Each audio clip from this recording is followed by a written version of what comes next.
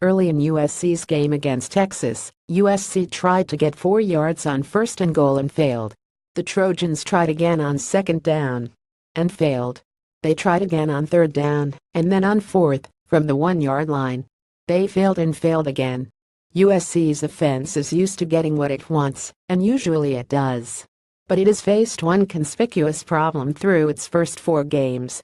It has been unable to consistently convert short yardage plays.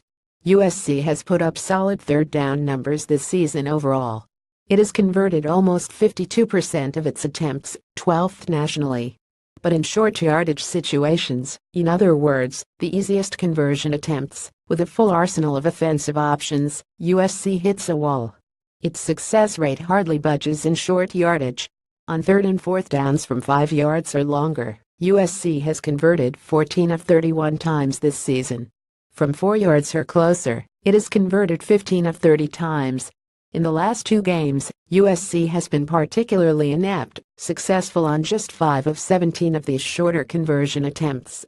The last 2 games they haven't been great, Coach Clay Helton said. Just everybody can see that. Helton regards the problem as urgent. Short yardage failure can tank a drive, and against Washington State, he said, punting or even settling for a field goal can spell doom. Their bad days are 28, 35 points offensively, Helton said. So we have to do a great job of executing in short yardage, executing in all third down situations and keeping drives alive. Offensive coordinator T. Martin has called 50% more runs than passes when facing a short conversion, and USC's runs have fared better this season overall.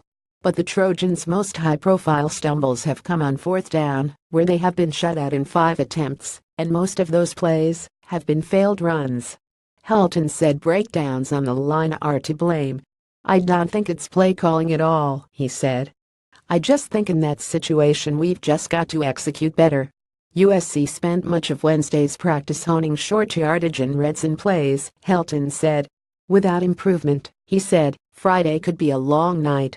Burnett returns. Mitchell and out receivers Deontay Burnett and Velus Jones Jr. returned to practice on Wednesday, and Helton said he expects both to play against Washington State. Neither has practiced this week, Burnett because of a shoulder injury and Jones with what Helton described as a lower leg injury. Helton said Wednesday was a very positive day for Burnett, USC's leading receiver. He looked good today, Helton said. He told me he felt good today. I don't think he's 100%, but he looked very capable of helping us in this football game. Receiver Stephen Mitchell Jr., who has not practiced or played since USC's game against Texas more than 10 days ago because of a groin injury, remains doubtful for Friday's game, Helton said. But I tell you what, I watched him run today, he is getting closer, Helton said. If it's not Friday it will be next week for sure. Imatorbib sets return target when USC shut down tight end Daniel Imatorbib after the season opener because of a nagging hip flexor injury. Helton anticipated a long recovery. On Wednesday, for the first time, Helton laid out a target for a return. USC's medical staff is tentatively eyeing a trip to Notre Dame on October 21 as Imatorbib's first game back. If it's not ready, it's not ready, Helton said. But that's our hope and our plan. Imatorbib, a starting tight end and a talented pass catcher, has done rehabilitation work in a pool and has run on an altered treadmill at about 90% of his body weight.